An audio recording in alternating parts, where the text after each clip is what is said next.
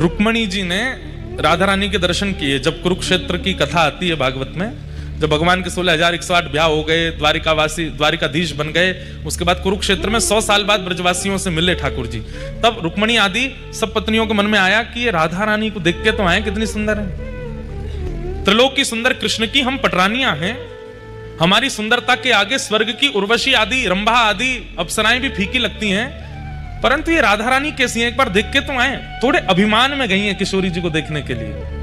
आहा, वर्णन करते हैं कि भगवान की अष्ट पटरानियां जब किशोरी जी का दर्शन करने के लिए गई, तो जैसे ही जिस शिविर में किशोरी जी विराजमान थी उसमें भीतर प्रवेश किया, तो मृग नैने, मृग जैसे नेत्र, दूध जैसा श्वेत बिल्कुल वर्ण, धीर गंभीर नेत्र, एक बार किसी को देख लें तो वो वहीं स्तब्ध मूर्तिमंत हो जाए। हस्त कमल ऐसे मानो जैसे कोई नील सरोवर के कमल खिल गए हों। चरण ऐसे कि जब चलें तो उनके चरणों से उत्पन्न होने वाली ध्वनि को नेत्र बंद करके सुनते रहें। इतना सुंदर स्वरूप। यह स्वरूप काम प्रकट नहीं करता, बल्कि प्रकट हृदय में काम को नष्ट और कर देता है, ऐसा स्वरूप। प्रकट हृदय में क्रोध को भी नष्ट कर दे, ऐसा स्वरूप। हमारे अंदर जितने दोष हैं वो दोष समाप्त से हो जाते हैं, ऐसा स्वरूप। देख करके 8 पटरानियां तो नतमस्तक हो गई और मन में सोचने लगी, हम काय बात की सुंदर हैं, सुंदरता तो इसे कहते हैं। प्रणाम किया, हे किशोरी जी, हे वृषभानु दुलारी, हे बरसाने वाली, हे श्यामाजू, हमारो प्रणाम स्वीकार करो। तुरंत रुक्मणी जी को उठाया, मैं राधा रानी नहीं हूं, मैं तो दासी हूं। राधा रानी भीतर है, मैं तो दासी हूं। किशोरी जी तो भीतर विराजमान है। 8 में से 4 तो वहीं से लौट गए। बोले जब दासी की सुंदरता हमसे सहन नहीं हो रही है, किशोरी जी को कहां देखेंगे।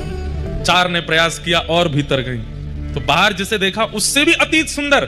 बाहर वाली की सुंदरता तो दोष नष्ट कर रही थी, अंदर जिसको देखा उससे दोष नष्ट तो हुए, बल्कि गुण प्रकट होने लगे।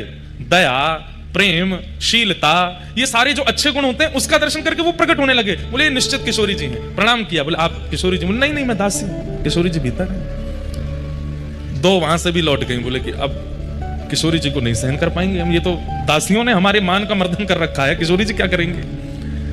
कहते हैं अंत तो गत्वा रुक्मणी जी पहुंची बस, और जैसे ही रुक्मणी जी ने प्रवेश किया, असंख्य, संख्या गिनी नहीं जा सकती, इतनी असंख्य सुंदरियां चारों ओर बैठी हैं, और उन सबकी सुंदरता में विशेषता यह है, एक की भी सुंदरता काम प्रकट नहीं कर रही है, सबकी सुंदरता गुण प्रकट कर रही है, नेत्रों से अश्रु प्रकट कर रही है, दीनता प्रकट कर रही है, दैन्य प्रकट कर रही है। और उन सबके मध्य में एक सिंहासन पर तप्त कांचन गौरांगी श्री राधे वृंदावनेश्वरी श्री किशोरी जी विराजमान। रुक्मणी जी देखते ही मूर्छित हो गई, बेहोश हो गई, सुंदरता सहन नहीं कर पाई, इतनी सुंदर